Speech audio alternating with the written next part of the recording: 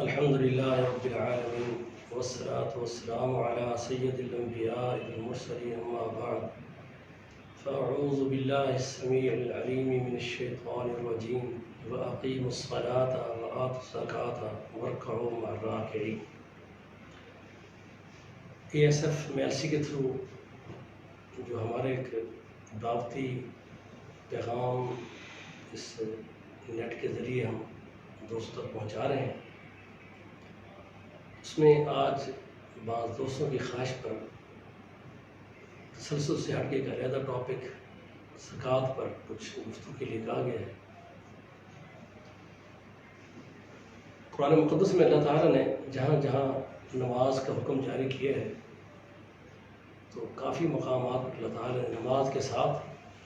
زکوٰۃ کا بھی حکم صادر کیا ہے۔ اس لیے میں نے ایک آیت پڑھی ہے سورہ بقرہ سے، اللہ فرماتے ہیں وَأَقِیمُوا الصَّلَاةَ وَآتُوا الزَّکَاةَ، نماز قائم کرو اور زکوٰۃ ادا کرو۔ اور ایسے قرآن مقدس میں کئی مقامات پر یہ حکم موجود ہے۔ محمد رسول اللہ صلی اللہ علیہ وسلم کی حدیث صحیح بخاری سے مسلم میں حدیث موجود ہے، اللہ کے پیغمبر علیہ السلام نے فرمایا کہ اسلام کے بنیادی 5 ارکان کے بارے میں نبی اسلام نے امت کو ایک نشاندہی کی ہے کہ کسی شخص کے اسلام کی عمارت 5 پلرز پر، ستونوں پر قائم ہے۔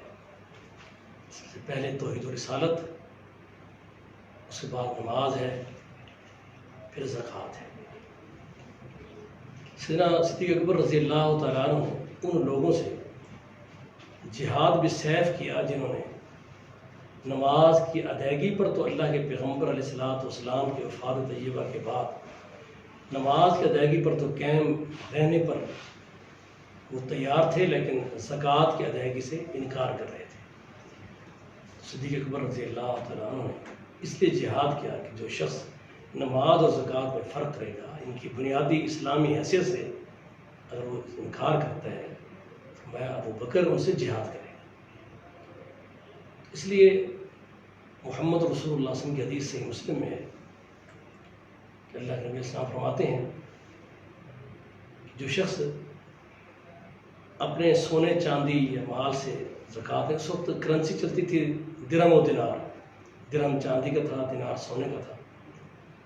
اگر کرنسی کاغذ میں کنورٹ ہو گئی ہے۔ فرمایا رسول اللہ صلی اللہ علیہ وسلم نے کہ جو آدمی اپنے مال پر زکوٰۃ نہیں دیتا تو اس کا یہ جمع کیا ہوا مال وہ سونا ہے، چاندی ہے، کسی اور کرنسی کی صورت میں ہے، تو حدیث میں آتا ہے کہ وہ سونا اور چاندی اس کا جہنم کی آگ پر اس کا حصہ بنایا جائے گا، اور پھر اس سے اس کی پیٹھ کو داغا جائے گا، اور حدیث میں یہاں تک آتا ہے کہ ایک پہلو سے داخل کیے جائیں گے، دوسرے پہلو سے نکالے جائیں گے، اور 50,000 سال جو قیامت کا دن ہے اسی عذاب سے یہ اپنے مال کی زکوٰۃ نہ دینے والا اسی عذاب سے گزرتا ہے۔ قرآن مقدس میں بھی اللہ تعالیٰ نے اسی بات پر اشارہ کیا کہ وہ لوگ جو اپنا سونا چاندی جمع کرتے ہیں، مال جمع کرتے ہیں، اور اللہ کے نام پر خرچ نہیں کرتے اللہ کے راستے میں، فَتُقْوَىٰ بِهَا جِبَاهُهُمْ وَجُنُوبُهُمْ وَظُهُورُهُمْ هَٰذَا مَا كَنَزْتُمْ، ان کے پہلو ان کی اس مال کو جہنم کی آگ پر تپا کر گرم کر کے ان کے پہلو داغے جائیں گے۔ ایسے ہی نبی صلی اللہ علیہ وسلم نے جب ایک صحابی نے اگر پوچھا اللہ کے رسول صلی اللہ علیہ وسلم آپ میری رہنمائی کر دیں کسی ایسے معاملے پر کہ میں اللہ کی جنت میں داخل ہو جاؤں، اس کو بھی رسول اللہ صلی اللہ علیہ وسلم نے توحید و رسالت کی گواہی کے بعد نماز، اس لیے زکوٰۃ کے معاملے میں رسول اللہ صلی اللہ علیہ وسلم کی طرف سے اس کے عدم ادائیگی پر خطرناک نتائج بھی اللہ کے رسول علیہ السلام نے بیان کیے۔ مثلا آپ نے خاتون جس کے ساتھ اس کی بیٹی تھی، اس کے ہاتھ میں کنگن دیکھے اور وہ سونے کے موٹے موٹے کنگن تھے، تو نبی صلی اللہ علیہ وسلم نے فرمایا کیا تم اس کی زکوٰۃ دیتی ہو؟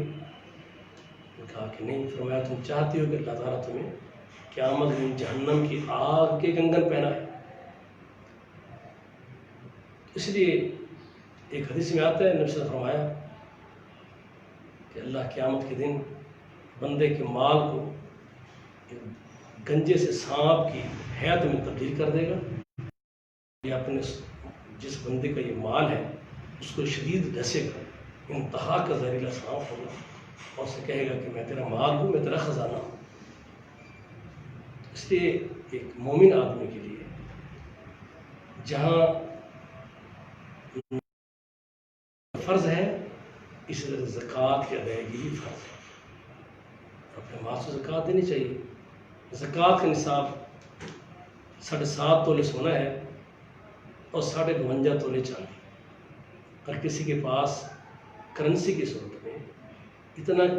اماؤنٹ موجود ہے، کسی 52.5 تولے چاندی کی صورت میں جو اس کی مالیت کے برابر ہے، تو اس کو اس پہ 2.5% 2.5% اس کو زکوٰۃ دینی چاہیے۔ ایسے ہی جب اگر کوئی لینڈ لارڈ ہے، کاشت کرتا ہے، اللہ فرماتے ہیں وَآتُوا حَقَّهُ يَوْمَ حَصَادِهِ، تو جس دن اپنی کھیتی کاٹتا ہے تو اس کا حق دے جو اللہ عز و جل نے غریبوں یتیموں کا حق رکھا، اسے ہم عشر کہتے ہیں۔ اس کے اندر 5% عشر ہے ان زمینوں پر جن زمینوں کی کاشتکاری پر وہ پانی وغیرہ اور یہ انتظامات سارے خود کرتا ہے، اور جو بارانی زمین ہے اس پر 10% ہے۔ تو یہ عشر کے معاملے میں اور مال پر زکوٰۃ کے معاملے میں یہ اللہ کا وہ امر ہے کہ جو اسلام کے بنیادی اراکین میں سے ہیں، ان میں سے کسی ایک رکن کا بھی انکار کر دینا اور اس کو ادائیگی سے بالکل صریحاً بندہ تو ٹوک لفظ انکار کر دے نہ دے، یہ معاملہ کفر تک چلا جاتا ہے۔ اس لیے اللہ تعالیٰ سے دعا ہے کہ اگر آپ کے ہماری مائیں بہنیں جن کے پاس زیورات موجود ہیں، ان کے زیور 7.5 تولے سے 7.5 تولے ہیں یا اس سے زیادہ ہے، 7.5 تولے پر ان کو زکوٰۃ دینی چاہیے۔ چاندی کی صورت میں کچھ ہے 52.5 تولے چاندی پر ان کو زکوٰۃ دینی چاہیے۔ کرنسی کی صورت میں ہے، پروڈکٹ کی صورت میں سیدنا فاروق اعظم رضی اللہ تعالیٰ عنہ سنن دارقطنی کی روایت ہے، صحیح روایت ہے، کہ انہوں نے مدینہ کی مارکیٹ میں ایک شخص کو دیکھا، وہ چمڑے کا کاروبار کر رہا تھا۔ فرمایا کہ تم اس کی زکوٰۃ دیتے ہو؟ اس نے کہا امیر المومنین تو چمڑا ہے، فرمایا اس کو کرنسی میں کنورٹ کرو اور اس کی زکوٰۃ ادا کرو۔ اسی لیے کاروباری تاجر حضرات بھی جو پروڈکٹ ان کے پاس موجود پڑے ہیں ان کی ویلیوشن لگائیں اور جو بینک میں موجود کیش ہے اس کو شامل کریں اور اس کی زکوٰۃ دینی چاہیے۔ اس کے زکوٰۃ دینے پر نبی صلی اللہ علیہ وسلم آیا کہ یہ اللہ کے نام پر صدقہ کرتا ہے، آپ نے گارنٹی دی اس بات کی کہ کبھی بھی اس کے مال میں کمی نہیں آئے گی۔ اس لیے یہ آپ ذہن میں رکھیں، یمحق اللہ الربا ویربی الصدقات، قرآن پاک میں فرماتے ہیں کہ صدقات سے مال بڑھتے ہیں، ہاں سود سے مال گھٹتے ہیں، اور یہ اللہ پر ایمان ہے۔ ظاہراً سود میں مال بڑھتا نظر آتا ہے لیکن حقیقت انجام اس کا خطرناک ہوتا ہے۔ تو اس لیے میری گزارش یہ ہے کہ جہاں ہم عبادات کے اور اسلام کے بنیادی ارکان کو اپنی زندگی میں ساتھ لے کر چلتے ہیں، ایسے زکوٰۃ کے معاملے میں بھی ہمیں حساس ہونا چاہیے اور اللہ کا امر سمجھ کر اسلام کا بنیادی رکن سمجھتے ہوئے باضابطہ طور پہ اس کی ادائیگی کرنی چاہیے۔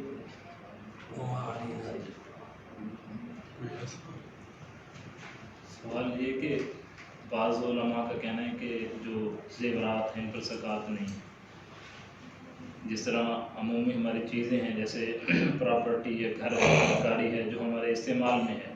اس پر زکوٰۃ نہیں۔ اسی طرح کہتے ہیں کہ جو زیورات استعمال میں ہیں، چاہے وہ سال میں 1 مرتبہ 2 مرتبہ استعمال ہوتے ہیں، اس پر زکوٰۃ نہیں ہے، وہ نصاب کو پہنچے نہیں۔ میں نے جو بھی آپ کو حدیث سنائی ہے، ابو داؤد میں یہ حدیث ہے، حدیث صحیح ہے کہ نبی صلی اللہ علیہ وسلم نے ایک خاتون کے ہاتھ میں کنگن دیکھے، اس کے ذاتی زیور اس نے پہنے ہوئے تھے، تو رسول اللہ فرمایا کہ تم زکوٰۃ دیتی ہو؟ اس نے کہا رسول نہیں، فرمایا تو چاہتی تو اللہ جہنم کی آگ کے کنگن پہنائے۔ اس میں نبی صلی اللہ علیہ وسلم نے 7.5 تولے سے کم اگر اس کے زیورات استعمال میں زکوٰۃ نہیں ہے، کنسیشن تو اسلام نے دے دی ہے۔ 52.5 تولہ چاندی اگر اس سے کم اس کے پاس ہے تو اپنے زیورات کی صورت میں اس پر زکوٰۃ نہیں ہے۔ ایک چیز کی ہر معاملے میں جب کنسیشن شریعت نے دے دی ہے تو پھر اس کو ہم خود مزید کنسیشن دینے کی کوشش میں نہیں ہیں، ہمیں تو صرف وہی کچھ چاہیے جو اللہ اور اس کے رسول نے بتایا ہے، تو رسول اللہ صلی اللہ علیہ وسلم کی حدیث میں آپ کو بتائی ہے. پھر آپ نے نصاب قائم کیا ہے 7.5 تولے کا، اب 52 تولے 52 چاندی کا. تو اگر ایک خاتون اپنے استعمال میں اس سے کم زیور رکھتی ہے تو استعمال کرے، اس پر کوئی زکوٰۃ نہیں. روز اس سے زیادہ استعمال کرتی ہے تو ایک اس کے پاس اس کو دینا چاہیے. اس حدیث کے تحت جو میں نے بیان کی ہے، نے فرمایا کہ تم اس کی زکوٰۃ دیتی ہو. میں نے کہا تم چاہتی ہو کہ اللہ تمہیں جہنم کی آگ کے کنگن پہنائے، تو یہ واضح ہے استعمال میں آنے والے سونے پر زکوٰۃ ہے. اللہ اعلم. پلاٹس کے حوالے سے کمرشل اور غیر کمرشل میں سے کس پر زکوٰۃ ہے، کس پر؟ پلاٹ کی صورت میں جہاں تک میری معلومات ہیں، واللہ عالم، اس میں مزید آپ اہل علم سے کنسلٹ بھی کر سکتے ہیں. وہ پلاٹ جو آپ کے ذاتی استعمال میں آنے کے لیے خریدے گئے ہیں، آپ نے کوئی گھر بنانا ہے، پلازا بنانا ہے، مارکیٹ بنانی ہے، کوئی انڈسٹری لگانی ہے، کوئی پروجیکٹ اس پہ تعمیر کرنا ہے، تو یہ ہر وہ پلاٹ جو آپ نے اپنے کسی پرپز میں ذاتی استعمال کے لیے لینے کے لیے لیا ہے. مثلا اگر آپ کا ذہن ہے کہ میں نے اس پہ انڈسٹری لگانی ہے اور پلاٹ لے لیے، اب اس کے لیے انڈسٹری منگانا، اس کے لیے پیسے کلیکٹ کرنا، انڈسٹری کے لیے باہر سے کچھ پروڈکٹ جو ہے وہ آپ نے امپورٹ کرنا ہے، کچھ چیزیں منگانی ہیں، پھر کنسٹرکشن کا لمبا سا پروسیس ہے. تو جب تک انڈسٹری نہیں لگے گی، جب آپ نے پلاٹ خرید لیا ہے تو اس انڈسٹری کا حصہ ہے. تو انڈسٹریز، فیکٹریز جو آپ نے ذاتی استعمال میں لکھوانی ہیں، ان پر زکوٰۃ نہیں ہوگی. چاہے گھر بنائیں، چاہے مارکیٹ بنائیں، چاہے پلازا بنائیں، چاہے انڈسٹری بنائیں، جو بھی آپ پلاٹ، رقبہ، زمین اس لیے پرچیز کریں گے کیونکہ زمین پر زکوٰۃ نہیں ہوتی. نبی صلی اللہ علیہ وسلم نے یہ دیکھ لیں کہ جو ہماری یہ زرعی زمینیں ہیں، ان پر بھی تو رسول اللہ صلی اللہ علیہ وسلم نے ان کی آمدنی پہ زکوٰۃ رکھی ہے، اشار رکھا ہے. خود ان زمین کی مالک پہ نہیں ہے. اگر بندہ کے پاس 25 ایکڑ رقبہ ہے، اگر 25 ایکڑ رقبے کی مالک لگا رہے تو کتنی زیادہ مالک بنے گی، لیکن اس پر کوئی زکوٰۃ نہیں. اس سے حاصل ہونے والی آمدنی پر زکوٰۃ ہے. تو اگر آپ نے کوئی رقبہ، زرعی رقبہ پرچیز کر لیا، فرض کریں، وہ بھی تو کمرشل ہے، آپ اس لیے پرچیز کریں نا بطور تجارت غرض سے. آپ اس پہ اجناس، فصلیں سب کچھ اگا رہے ہیں. جب آپ نے خرید کر لیا ہے تو اس پیسے پر یا اس رقبے پر تو زکوٰۃ نہیں ہے، لیکن جو اس سے اجناس آپ یا اس میں سے سبزیات، فروٹ جو حاصل کریں گے باغات میں کسی، اس انکم پر زکوٰۃ ہے. تو بین ہی اگر آپ کوئی پلاٹ اس لیے پرچیز کر رہے ہیں کہ میں نے اس پہ مارکیٹ بنانی ہے، میں نے اس پہ کوئی پلازا بنانا ہے، میں نے اس کے اوپر کوئی انڈسٹری لگانی ہے، تو اس پر زکوٰۃ نہیں ہوگی. اس کو جس پرپز میں آپ استعمال کریں گے، اس پہ جو آمدنی آئے گی، مارکیٹ کی صورت میں جو آپ کرایہ اکٹھا ہوگا، یا آپ کو اس میں انڈسٹری لگانے سے جو پروڈکشن نکلے گی، اس پہ جو انکم ہوگی، اس پر زکوٰۃ ہوگی. لہذا ان پلاٹوں پر زکوٰۃ نہیں ہوگی جو پلاٹ آپ اپنے ذاتی استعمال کے لیے، چاہے وہ کمرشل ہو چاہے نان کمرشل ہو، ان پر زکوٰۃ نہیں. بعض لوگ جو پلاٹ لے کر رکھ دیتے ہیں کہ مستقبل میں فیصلہ کریں گے، اس پہ گھر بنانا ہے، اس کو سیل کرنا ہے، کوئی مارکیٹ بنانی ہے، اس پر زکوٰۃ دیں گے یا نہیں؟ اگر تو ان کا لیتے وقت یہ مقصد ہے کہ میں نے پلاٹ لیا ہے، اسے بیچ کے پھر دوسرا لے لوں گا، بطور بزنس کاروبار کروں گا پلاٹ کو، یہ اس کا پروڈکٹ ہو جائے گا جو بزنس کا ایک حصہ ہے، اس پر تو میرے خیال میں زکوٰۃ ہونی چاہیے. اس لیے ہے کہ شاید میں اس کو کل کو ہو سکتا ہے میں اسے مارکیٹ بنا لوں، اسے کنفرم کر لینا چاہیے. اگر وہ کنفرم کر لیتا ہے، ڈاؤٹ میں رہنے کے لیے کلیئر کرے، اور اس نے اپنے ذاتی استعمال میں، کل کو حالات کو کچھ پتہ نہیں ہوتا. ایک آدمی پلاٹ لیتا ہے کہ میں نے اس پہ لگانی ہے، فلاں بنانی ہے، اللہ نہ کرے وہ فلاپ ہو جاتا ہے، اس کے بعد آگے پیسے نہیں آ رہے، مجبور ہو جاتا ہے کہ میں اس کو بیچ دوں اور اپنے کسی ذاتی استعمال میں لے آؤں. تو پھر اس کو لیتے ہوئے اپنا کنفیوژن دور کرنی چاہیے، ڈیسیژن لینا چاہیے کہ آئندہ اس کا مطمع نظر کیا ہے. اگر مطمع نظر یہی ہے کہ میں اس پلاٹ کو بیچ کر اور پلاٹ لوں گا بطور انویسٹمنٹ سے، انویسٹمنٹ آگے چلا رہا ہے، تو اسے زکوٰۃ دینی چاہیے. اور اگر وہ اس ذہن سے رکھتا ہے کہ میں نے اس کو ذاتی استعمال میں لانا ہے اور کل کو نہیں لا سکتا، تب بھی کوئی حرج نہیں ہے، کیونکہ حالات آئندہ کی جو ہے اللہ بہتر جانتا ہے، اس لیے اس پہ زکوٰۃ. گھریلو سامان جو ہم لوگوں کے قابل استعمال میں ہوتا ہے، اس پر زکوٰۃ؟ نہیں، اس پہ تو رسول اللہ صلی اللہ علیہ وسلم کی کوئی ایسی ہمیں تعلیم نہیں دی کہ گھر کے اندر جیسے غلام کے بارے فرمایا، گھوڑے کے بارے فرمایا، ان پہ کوئی زکوٰۃ نہیں ہے. اس سے معلوم یہ ہوتا ہے کہ ذاتی استعمال کی چیزوں پر جو گھر کے اندر استعمال میں ہو، گاڑی ہے یا اور ضروریات زندگی کی چیزیں ہیں، موٹر سائیکل ہے، گاڑی ہے، کار ہے، یا اپنے گھر میں برتن ہیں اور ضرورت چیزیں ہیں، فریج ہے، جو ذاتی استعمال چیزیں ان پہ زکوٰۃ نہیں ہے۔ زکوٰۃ کس کس کو دینی چاہیے؟ قرآن مقدس میں اللہ نے 8 مصارف بیان کیے ہیں، ان میں سے جو غریب لوگ ہیں، مسکین لوگ ہیں، اور فی سبیل اللہ کی ہے، اور جہاد کا معاملہ ہو یا دینی مدارس بھی فی سبیل اللہ میں آ جاتے ہیں، رفائی عامہ کے کام، ہاسپٹل ہیں یا کوئی اور اس قسم کی جو کام آپ کرتے ہیں، کوئی مختلف لوگوں کو آپ کوئی پانی کا انتظام کرتے ہیں یا مریضوں کے لیے انتظام کرتے ہیں، ہر وہ بندہ، بعض وقت ہمارا یہ ہوتا ہے کہ لوگ، ایک سفید پوش آدمی ہے، کسی شاپ پہ کسی رسم میں کام کرتا ہے، 15-20 ہزار 25 تنخواہ ہے، لیکن وہ گھر میں اپنی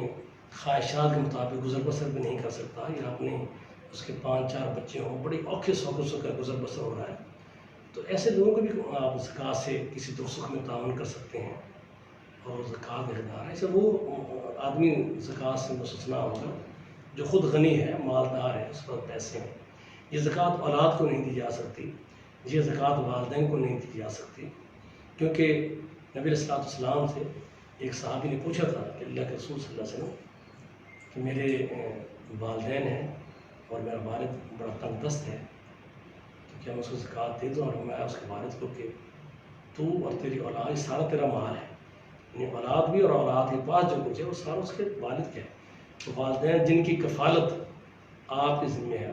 والدین ہیں، وہ پوتے ہیں، وہ بیٹے ہیں، یا آپ کے زیر سرپرستی بوڑھے والدین ہیں، جن کی کفالت آپ کے ذمہ ہے شرعی طور پہ، ان کو زکوٰۃ نہیں دی جائے گی۔ ہاں اگر کوئی آدمی غنی بھی ہو، لیکن جیسے نبی صلی اللہ علیہ وسلم اس کے زکوٰۃ کی کلیکشن کرنے والے، جمع کرنے والے، آپ نے زکوٰۃ سے پیسے دیے۔ سیدنا عمر رضی اللہ تعالیٰ عنہ نے ایک صحابی رسول کو جب وہ زکوٰۃ کی کلیکشن کر کے لے کر آئے تو اسی میں سے اس کو بھی معاوضہ دینا چاہا، تو انہوں نے کہا کہ نہیں امیر المومنین، مجھے اس کی ضرورت نہیں ہے، میں تو اللہ کے لیے سارا کچھ کیا۔ ان کا بعین ہی میں محمد رسول اللہ صلی اللہ علیہ وسلم کے زمانے میں نے بھی اللہ کی رضا کے لیے ہی مال لے کر آیا، اللہ کے رسول نے مجھے دینا چاہا، میں نے ان کو یہی بات کی جو تو نے کی ہے، تو آپ نے فرمایا کہ عمر جب بن مانگے تمہیں کوئی چیز دی جائے تو اس کا انکار نہیں کرنا چاہیے۔ تو اگر یہاں تک بھی ہے کہ کوئی غنی آدمی ہے، مالدار بھی ہے، لیکن مسافر ہے اور وہاں پر وہ کسی وجہ سے تنگ دست ہے، تو اس کو بھی زکوٰۃ دی جا سکتی سفر میں، کیونکہ مسافر کا اللہ نے علیحدہ حکم دیا۔ تو لہٰذا تنگ دست افراد، مقروض افراد، کسی پر تاوان ہے، کسی پر قرض ہے، یا کوئی بیوہ ہے جس کے سورس آف انکم نہیں ہے اس کے پاس، یا سورس آف انکم بڑا اوکھا کر کے گھر گزر بسر کرتا ہے لیکن وہ مانگتے نہیں ہیں، تو ایسے لوگوں کو بھی زکوٰۃ سے کوآپریشن تعاون کرنا چاہیے۔ زکوٰۃ اور عشر مسجد یا مسجد کے امام کے لیے اس کا پیسہ لگ سکتا ہے؟ اس میں بعض علماء کا موقف یہ ہے کہ مساجد میں یہ خط نہیں ہوتے، لیکن وہ کہتے ہیں مدارس میں ہوتے ہیں، لیکن یہاں پر بھی ایک ہی بات ہے، اگر مدرسے کی عمارت میں بیٹھ کے ایک قاری بچوں کو قرآن پڑھا رہا ہے اور اسے تنخواہ دی جا سکتی ہے زکوٰۃ کے پیسوں میں سے، تو جو مسجد میں بیٹھا ہے اور یہاں پر بھی بچوں کو وہ قرآن پڑھا رہا ہے اور ڈیوٹی پوری دے رہا ہے، تو اس قاری کو یا مسجد خادم کو اگر تنگ دست قریب ہے تو یہ فی سبیل اللہ کی مد میں آئیں گے کہ اللہ کے دین کی ترویج کے لیے، مساجد کی آبادی کے لیے، کتاب اللہ کے نشر و اشاعت کے لیے، یہ سارے، اگر یہ بھی فی سبیل اللہ میں نہیں ہے پھر کیا ہے؟ جہاں جہاد فی سبیل اللہ میں آتے ہیں وہاں یہ بھی فی سبیل اللہ کی مد میں بعض علماء کا موقف ہے کہ یہ آتے ہیں۔ لہٰذا مساجد کے قاری، مساجد کے خادم اور جو بچوں کو باضابطہ ٹائم دے کے پڑھا رہے ہیں، تو قرآن مقدس کی نشر و اشاعت کے لیے ان کو بھی ساتھ ساتھ اگر زکوٰۃ فنڈ سے دیا جائے تو صحیح ہے۔ آپ نے بتایا کہ زرعی زمین پر زکوٰۃ میں اس کی آمدنی پر ہے، لیکن ایک شخص زمین ٹھیکے پر دے دیتا ہے، اس کے لیے وہ کیا طریقہ کار بنائے گا زکوٰۃ؟ وہ جب ٹھیکہ دے گا اس ٹھیکے سے اس کو جو انکم آئے گی، وہ اگر انکم پر اس کو سال اس کے ضروریات سے پیسہ بچ گیا اور سال گزر گیا اس کو زکوٰۃ دے گا، یعنی وہی آئے گا کہ رقبے کی انکم پہ زکوٰۃ ہوگی، چاہے وہ مستاجری کی صورت میں آئے یا پیداوار کی صورت میں آئے، رقبے کی مالیت پر زکوٰۃ نہیں ہے۔ ایک سوال ہے مرزا محمد علی صاحب کے حوالے سے کہ ان کے بارے میں کیا رائے ہے، یا وہ کیسی شخصیت ہیں، ان کا کس کے ساتھ زیادہ تعلق ہے، ان کی دعوت کس حوالے سے ہے؟ مرزا محمد علی ایک مجہول الحال شخص ہے. مجہول اہل علم خصوصاً علم حدیث کے اندر لوگ جانتے ہیں کہ ایسا شخص جس کا اہل علم کے طبقے سے کسی کوئی تعلق موجود نہ ہو، یعنی اس کے شیوخ کون ہیں، اس کے تلامذہ کون ہیں، اس نے کس ادارے سے علم حاصل کیا ہے، تاکہ اس کے فکر اور منہج کا تعین کیا جا سکے کہ یہ بندہ کون ہے. کسی بھی محدثین کا ایک اصول ہے، وہ کسی شخص کے بارے میں اس کے شیوخ اور اس کے تلامذہ اس کے مطابق اس کی فکر کا جائزہ لیتے ہیں. تو یہ شخص نہ تو پاکستان میں یا کہیں اور کوئی ذمہ دار علماء جو منہج اور کتاب و سنت کے صحیح منہج پر قائم ہوں، کوئی اس کے ایسے نہیں ہیں. یہ خود ساختہ ایک ذہن کا مالک ہے، اور سب سے بڑھ کر اسے خود نمائی کا، جو میں نے اس کے کلپ سنے ہیں، دیکھے ہیں، وہ یوں تاثر دیتا ہے، اللہ معاف فرمائے، کہ اللہ کی زمین پر اس سے زیادہ نہ کوئی ذی شعور ہے، نہ کوئی صاحب علم ہے، جبکہ خود اپنی گفتگو میں کتاب و سنت میں بے تحاشا جاہلانہ حرکتیں اور جاہلانہ غلطیاں کرتا ہے. اور نبی صلی اللہ علیہ وسلم کی حدیث ہے ابو داؤد میں کہ اللہ کے پیغمبر نے فرمایا کہ 3 چیزوں پر اپنے زبان کو روک کے رکھو. اللہ کی تقدیر پر گفتگو نہ کرو، ستاروں کے بارے میں گفتگو نہ کرو، اور میرے صحابہ کے معاملے میں اپنی زبانیں روک کر رکھو. لیکن یہ بڑی دیدہ دلیری سے محمد رسول اللہ صلی اللہ علیہ وسلم کی شب روز آپ کی جانشینی کرنے والے اور اسلام کو پوری دنیا میں لے کر آگے چلنے والے، ان پر احمقانہ گفتگو کرتا ہے، اور کمزور روایتوں کا اور تاریخ کی جھوٹی روایتوں کا سہارا اور احادیث صحیحہ کا غلط موقف لے کر تو ایک ایسا ایشو اٹھا کر چلنا چاہتا ہے. اسے کوشش یہ ہے کہ بس میری ذات یہی اجاگر ہو، اور اپنی ذات کو آگے ایک تکبر کے انداز میں اپنے آپ کو سمجھتا ہے کہ میں سب سے زیادہ عالم ہوں، اور صحیح منہج کے علماء میں سے کوئی کسی بھی ایک عالم کی اس کو تائید حاصل نہیں ہے. اس لیے یہ مجہول الحال شخص ہے کہ اس کو اہل علم کی دنیا میں، اہل علم کی شخصیات میں سے کسی کی طرف سے اس کو کوئی پذیرائی اور کوئی اس کے بارے میں خیر کی کرنے موجود نہیں ہے، بلکہ اس وقت پوری امت کے جتنے ذمہ دار علماء ہیں وہ سارے کے سارے اس پر رافضیت اور قادیانیت کا ایجنٹ ہونے کے الزام اس لیے اس پر لگائے جا رہے ہیں. اس کی گفتگو یا رافضیت کو فیور کر رہی ہے یا قادیانیت کو فیور کر رہی ہے، جبکہ کتاب و سنت کے جو صحیح مسلک اور صحیح منہج جو علماء لے کر چل رہے ہیں وہ سب اس سے بزن ہیں. اس لیے صحیح بات یہ ہے کہ عامت المسلمین کو اس کی پہلے سے گفتگو سے بچنا چاہیے. اگر اسے گفتگو سنتے ہیں تو پھر اس کی گفتگو پہ مائنڈ نہ بنائیں، اہل علم کے پاس جا کر اس کی گفتگو کو رکھیں اور اسے ڈسکس کریں، کیونکہ اکثر اس کی بددیانتیں بڑی عجیب ہیں. یہ ایک حدیث جو صحیح بخاری میں صحیح طریق سے موجود ہوگی اور اس کی مطلب کا جملہ اس حدیث میں نہیں ہوگا، تو اس کے ساتھ مستدرک حاکم یا کسی اور ریفرنس کو ساتھ اٹیچ کر کے اور وہ روایت صرف وہی لکھ دے گا جو اس کے فیور کیا، جبکہ وہ روایت صحیح نہیں ہوتی، لیکن تاثر یہ دیا جا رہا ہوتا ہے جیسے صحیح بخاری وغیرہ کی روایت. اکثر بیشتر اس قسم کی لائکیں کرتا ہے. جن دوستوں کو میڈیا کو سننے کا شوق ہے ان کے لیے لازم ہے کہ وہ ہمارے ایک نوجوان دوست ہیں ابو یحییٰ نور پوری، اصلاح میڈیا کے نام سے وہ کام کر رہے ہیں. وہ اس کی ایک ایک دجل اور کذب کا وہ جواب دیتے ہیں، اور بڑا علمی انداز سے اور بڑے سلجھے ہوئے انداز سے. ان دوستوں کو چاہیے کہ جن کو کوئی شوق ہے مرزا محمد علی کی خرافات سننے کا، تو پھر وہ اس کو علمی دنیا میں ابو یحییٰ نور پوری کو ضرور سنیں. وہ ایک ایک پوائنٹ پر الحمدللہ بہت پیاری گفتگو کرتا ہے اور بڑے علمی دلائل سے. وہ ریسرچ سکالر ہے پنجاب یونیورسٹی میں، تو بھئی اس کے اصلاح میڈیا پر بھی ضرور سے گفتگو سنیں. بہت سے لوگوں نے اصلاح کی ہے اپنی اس کی چرب زبانی سے جو متاثر ہوئے تھے، الحمدللہ اپنے بہت کچھ بہتر ہو گیا. اب تو کافی وہ اوپن ہو کر قادیانیت کا وہ دفاع بھی کرنے لگ گئے، ان کو فیور دینے والی گفتگو کرنے لگ گیا ہے. اللہ تعالیٰ اس فتنے سے محفوظ رکھے. صحابہ کے حوالے سے جو مرزا صاحب گفتگو کرتے ہیں اس میں مسلمان کا کیا عقیدہ ہونا چاہیے؟ اس کے بارے میں نے جو نبی صلی اللہ علیہ وسلم کی بہت ساری احادیث ہیں اس میں اور جس میں آپ نے صحابہ پر تنقید کرنے سے منع فرمایا۔ جب ہم لفظ صحابی کہتے ہیں یہ واضح میں رہے کہ اہل بیت کا بھی ہر فرد صحابی ہے، اہل بیت کا ہر فرد صحابی ہے، ہر صحابی اہل بیت کا فرد نہیں، لیکن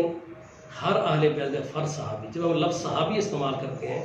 تو اہل بیت بھی اس میں شامل ہو جاتے ہیں، لیکن جب ہم لفظ اہل بیت استعمال کریں گے تو پھر صحابہ کا نام علیحدہ سے ہمیں لینا چاہیے۔ تو صحابہ جس میں اہل بیت کے افراد بھی سب شامل ہیں، ان کا محمد رسول اللہ صلی اللہ علیہ وسلم سے بڑا گہرا تعلق ہے۔ صحبت رسول اور قربت رسول یہ اتنا بڑا ایک ٹائٹل اور انعام ہے اللہ کی طرف سے کہ یہ انہی کو نصیب ہوا ہے جو اللہ کے نبی کے صحابہ موجود تھے، بعد والوں کو وہ چیز نصیب نہیں ہوئی۔ تو نبی صلی اللہ علیہ وسلم نے بڑی احادیث ہیں اس میں فرمایا کہ میرے صحابہ پہ تنقید نہ کرو، میرے صحابہ کو برا بھلا نہ کہو۔ اور ایک حدیث جو میں نے ابھی آپ نے پڑھی تھی، فرمایا کہ جب 3 چیزوں کا ذکر زبانیں روک لو، ایک تقدیر کا، ستاروں کا اور میرے صحابہ کا۔ تو اس کے بارے میں رسول اللہ صلی اللہ علیہ وسلم کی حدیث ہے۔ اب آپ اس سے اندازہ لگا لیں کہ اگر میرا صحابی ایک مد جو اور ایک دن کے آدھا مد جو تقریباً 450 گرام یا 900 گرام کے قریب اگر جو اللہ کے نام پہ تقسیم کر دے اور بعد میں آنے والے احد پہاڑ کے قریب سونا بھی تقسیم کر دیں تو ان کے اجر کو نہیں پہنچ سکتے۔ تو اس لیے امت کے لیے یہ لازم ہے کہ محمد رسول اللہ صلی اللہ علیہ وسلم کے صحابہ کے اندر اگر کوئی آپس میں اختلافات ہوئے ہیں تو اللہ نے ان کو معاف کر دیا۔ قرآن مقدس میں بے شمار جگہ پر ان کے مغفرت کے، ان کے اللہ کے رسول کی رضا کے اعلانات موجود ہیں۔ تو صحابہ جو ہیں وہ مغفور اللہم ہیں، اللہ کی طرف سے ان کے مغفرت کے فیصلے ہو چکے ہیں۔ تو بعد والوں کو کوئی حق نہیں کہ وہ ان کے اوپر قاضی بن کر ان کے معاملات میں بیٹھ جائیں، اور نہ ہی اللہ نے ان کو حق دیا ہے۔ اہل سنت کا اور امت مسلمہ کا جو صحیح موقف ہے وہ یہی ہے کہ محمد رسول اللہ صلی اللہ علیہ وسلم کے صحابہ ہوں یا آپ کے افراد اہل بیت ہوں، سب پر محبت، حسن ظن اور ان کے اپنے دلوں کو ان کے لیے وسیع خیر کے لحاظ سے رکھنا چاہیے۔ ان کے بارے میں بد کلامی، بد زبانی یا ان پہ دلوں میں بغض یہ نہیں ہونا چاہیے۔ السلام علیکم ورحمۃ اللہ۔